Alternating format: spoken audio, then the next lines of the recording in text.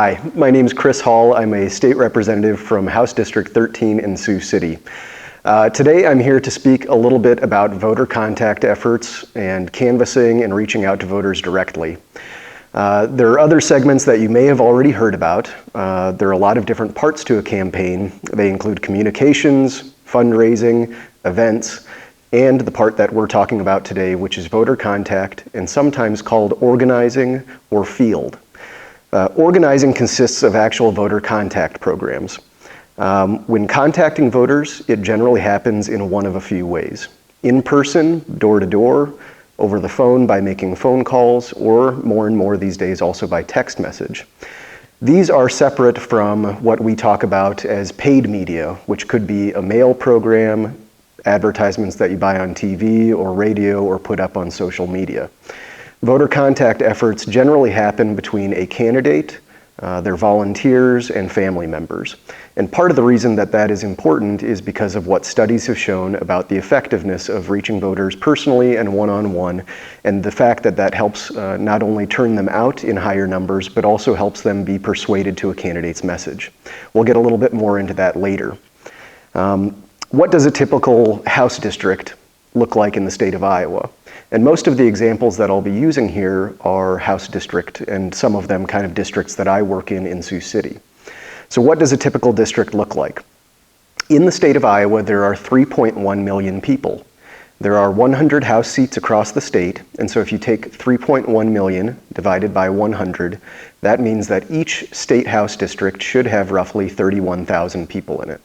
That changes through the years if there are certain communities that are growing or losing population, but then it is reset every 10 years when the state does redistricting. That follows a census. So if we have a census in 1990, 2000, and 2010, the districts get reapportioned and balanced out for equal population in 1991, 2001, and 2011. We've got another redistricting process that is on the horizon in 2021, and that'll make sure that all of the populations, urban and rural, are relatively balanced, and each House district has about the same number of people in it. So, when we're talking about voter contact and reaching the people in our district, roughly 31,000 people, men, women, children, all individuals, some of them not registered to vote, total 31,000. If you look down past that at a more kind of narrow level, you're talking just about registered voters. Let's look at my House District 13 in Sioux City, as an example. There are 31,000 people in it, but there are roughly 15,000 registered voters in it. So that means of the people that I'm going to hopefully reach by knocking doors, making phone calls, etc., I've got a fairly narrow pool. Now, how do I learn about these voters and know who I want to reach out to and how to really approach them in an organized way? Well, there are different pieces of information that are available to the public. At a kind of macro level, you can see how many registered voters and whether they're registered in a certain way from the Iowa Secretary of State's website. And that website is www.sos.iowa.gov. You can look at party registration by House district, by Senate district, and also by county, and you can kind of tool around with it so that you get the set of information that's most helpful and informative. If you're looking for further detailed information, you can also check with your county auditor. Different counties have different processes, so it does vary a little bit one county to the next. But for the most part, regardless of who your county auditor is, they should have a set of public information on who votes in each district and each community. That information is going to yield a lot of really helpful things. It will tell you who is registered to vote, their address, where they are registered, and also it'll tell you how frequently they do vote. Some people are registered but choose not to participate in the election. If you have a sense from this information at the public level, you can generally know how competitive a House or a Senate seat or a certain public office is. You can look at city council and county level also, but nonpartisan races and smaller local races generally have a different pool of voters. This information is helpful, but also may not provide all of the detail that you really want. And so you'll also end up hearing probably from a county chair or somebody at the state party level about purchasing what's called the Voter Activation Network, or the VAN. The VAN is really helpful in a lot of different ways because it draws in all of this public information about voters, and it makes it very easy to manipulate and look at different sets. I think of the VAN as a really high-tech version of a phone book. You can tell all of this information and get a little bit better sense of who you should be focusing your energy on. It does cost money, and it's a subscription for most candidates, but that's something that you can work with your local party and the state party to figure out. Oftentimes, the price is well worth it for the time that it will save you as a candidate. Rather than looking at a stack of printed paper from your county auditor, you might be able to just open up your computer and look at that list and page through it and get exactly what you need without all of the hassle. Looking at this public registration information and knowing if a district is competitive or really what to look at. In my district in Sioux City, for example, there are roughly 5,000 registered Democrats, Independents, and Republicans in equal proportion.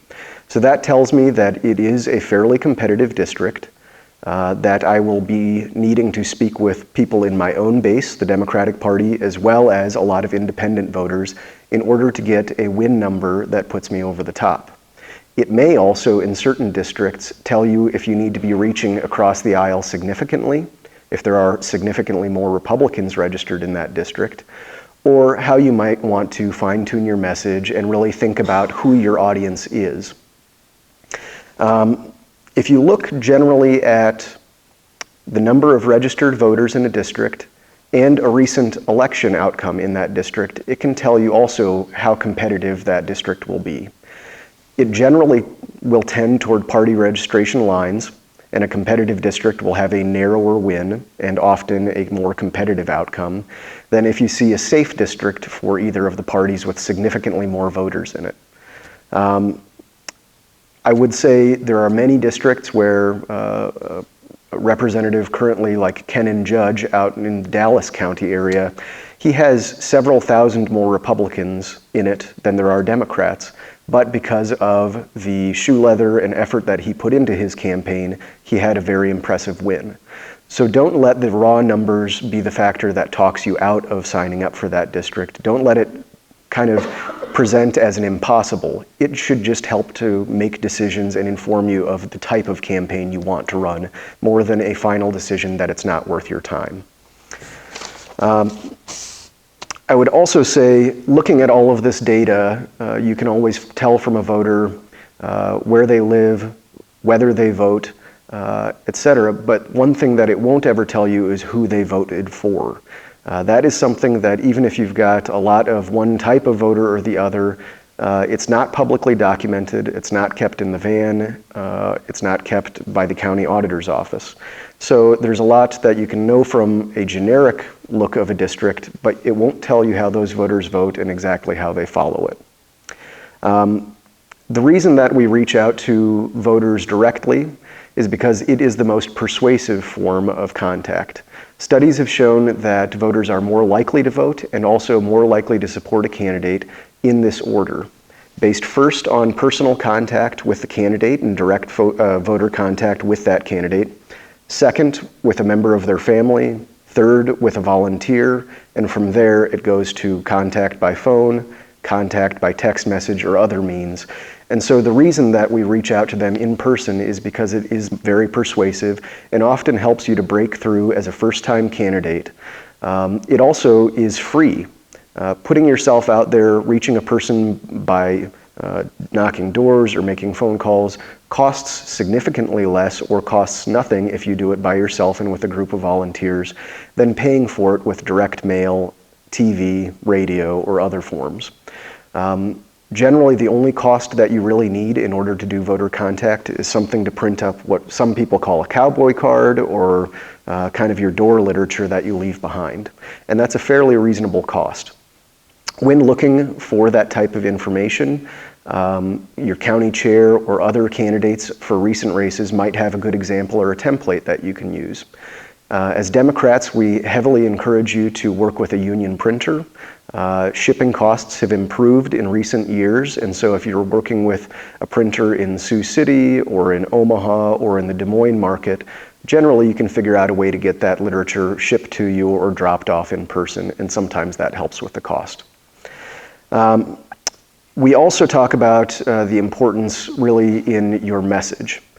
Be mindful of your voters and the registration, be mindful of your audience, and whether as a first-time candidate you really have the luxury to say, I support here, but I am different here. You don't have to be a rubber stamp for everything that the Democratic Party says in every single instance. As a first-time candidate, you have a chance to differentiate yourself, and it's also the first time that you'll be able to do so without a voting record after you get elected. So be sure, as you're looking at some of these races in a more competitive district, that you're mindful of your own politics, being comfortable in your own skin, and saying a message that really does reflect you as a person. The last thing that I'll touch on is time and the scarcity of time. We talk about resources in a campaign. Some of them are the number of volunteers you have, the number of dollars that you have in your bank account to purchase communications. But the one that is finite is time. And the way that I frequently start my campaign and work with my volunteers before we do any other project is by talking about our timeline. If I know by looking at my party registration that there are 15,000 voters in my district, and based on the last election, I can tell that about 77% of those voters actually turned out. I would multiply 77 or 0.77 times 15,000, that would tell me that I have maybe 11,000 or so people that are likely to vote in that district. Divide that by maybe 180 days, which is the timeline of my campaign, and that will tell you roughly how many people you need to be talking to each and every day in order to meet that target. So build out a little bit of timeline, know how many people you should reach on a given day, and if you're able to make that accommodate vacation that you may have scheduled, your work needs, split time with family, or weekends of action where maybe you're able to reach more voters than that average number. But plan around how many voters per day you can contact, build that out into a timeline, purchase enough literature to be able to do so, and it starts to create a plan and a calendar of activities that helps to make it approachable and as a candidate help you know that it's possible to do also. Those are some of the basics of how to reach voters, why we encourage you to do it, doors and phone calls especially, and also hopefully a way that you can engage volunteers and let them know that their help really does make a difference. Thanks so much for the opportunity to join.